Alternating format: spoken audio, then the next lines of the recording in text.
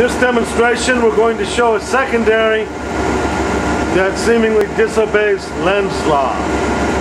In that respect, what that will mean that its presence among its primary field will barely be noticed. And to demonstrate that, first we have to demonstrate what is achieved through the method, which is the lighting of a 15-watt bulb. The 666 machine is running in correct fashion now, and here's our voltage meters and readings. What we're going to do is demonstrate that the totality of these voltage readings are crunched up in time so that it can be implied in common to the bulb load. And we're going to demonstrate then with this 15-watt bulb that more power can be passed through the air than a direct wire line connection. That will also involve three-way full rectifications to prove that point. So for now, we're just going to look at what the process itself yields, and you ought to be able to conclude for yourself that it's yielding 50% more power to that bulb than what any line connection method will deliver. Having finished that little speech, then we're looking at the particulars. On phase 1, we have 20.8 to 21 volts, exhibiting a voltage rise to 171 volts. On phase 2, we have 20.9, exhibiting that 150 voltage rise, and on phase 3, we have that 16.6 lowered voltage, exhibiting a voltage rise of 176 volts, I think. Okay, then, before we turn the process on, there's our amperage meter for the process. Go over here and look again what I previously described this process. We have silver coins on the top of phase 1, red, top of phase 1, white with the reverse polarity, and we have one on the bottom of phase 2. We have secondaries over all three phases, and by this method we're seemingly combining all of their voltages together in time, and this is due to the nature of the 666 machine itself and how it combines the fields exiting those 6 poles in space. We've already shown some dual channel scopings of that, and this then is only more further corroborating evidence. And we'll go down here and we'll look and turn that calculator on if we may.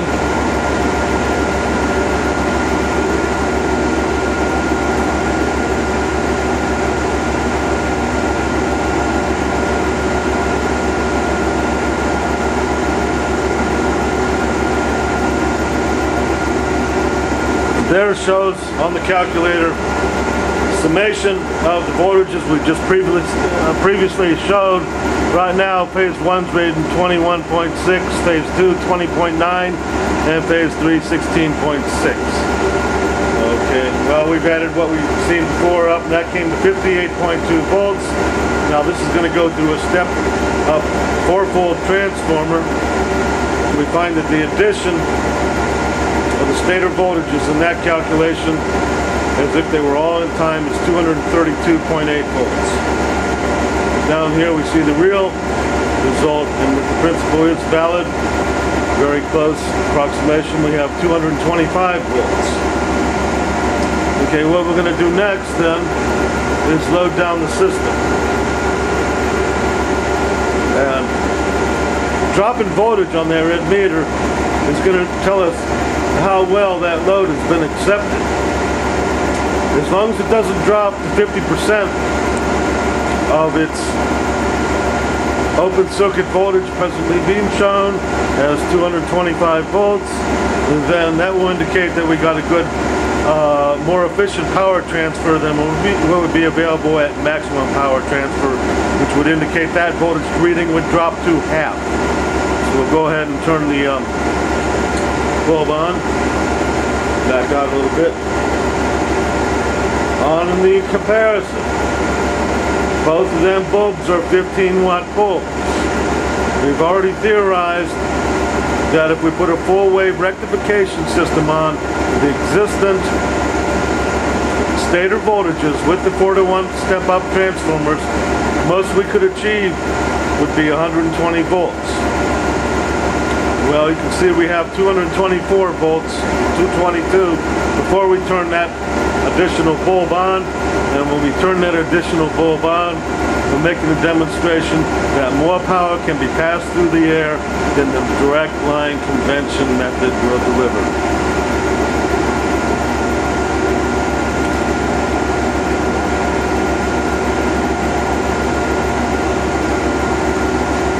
There's the relative difference in bulb illuminations. It just went out. What is wrong? That switch maybe? The switch wasn't depressed all the way. There then is a comparison of what's obtained through the air on the upper bulb and its comparison value from line connections at what 120 volts would deliver, and more importantly then, you want to see the drop on voltage. We're down to 180 volts. Now, because we had this loss of voltage, we'll no longer find that the voltage is near the summation of the input voltages. We'll go back to here. And we've demonstrated that, but we want to demonstrate one more thing and close out this video. Make sure we got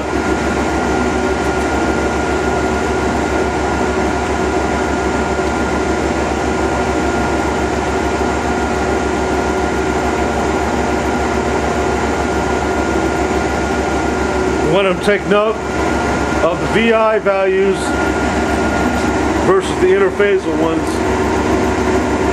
and note verbally by record that we got 146 volts on phase 1's resonant rise,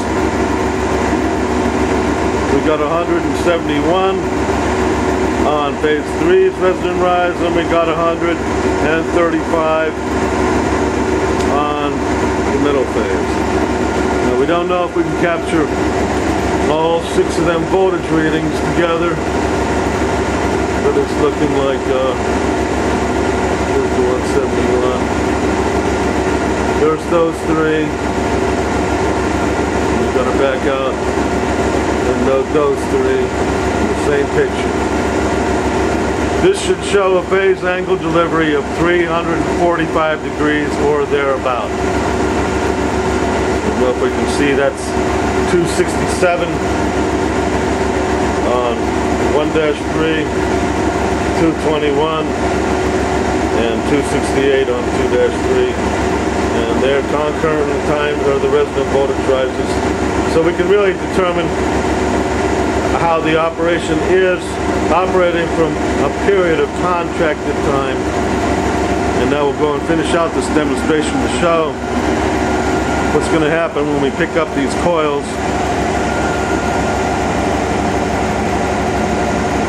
We got intervening mediums. We're going to take them intervening mediums and bring up the 2 coils. And what we're trying to do is get a shot of the reduction of bulb illumination that will be done when in fact those secondaries are suspended above space. Working on it, Mary.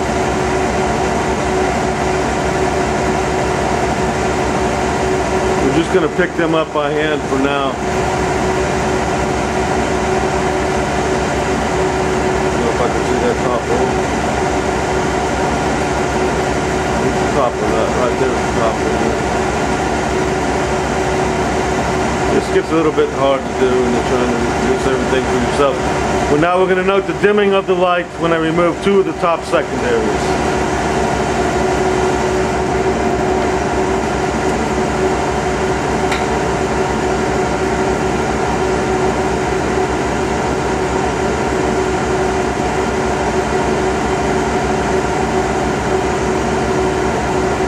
Unfortunately, we have one remaining thing to show, and that is the amperage draw when this takes place.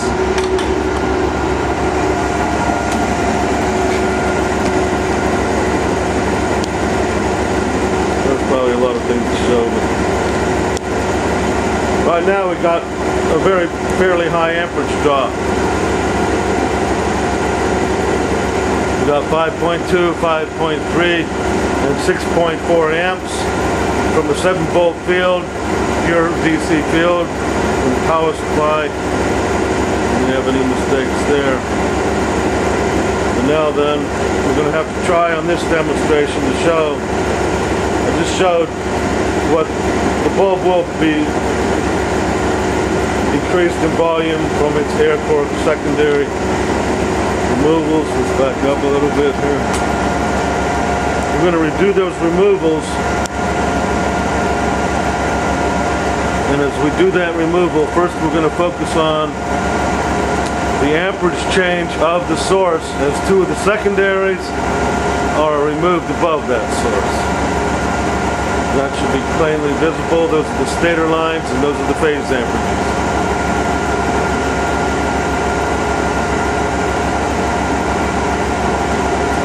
5 1/4, 538, and 6.4 lifted. Phase number 1 up. Lifted phase number 2 up. Now we're at 5.9, 5.7, and 6.6.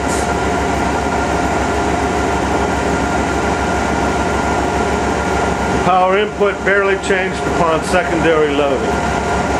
And there's our new bulb equivalencies, where we've done raised two secondaries up, and I think we'll call this video quits.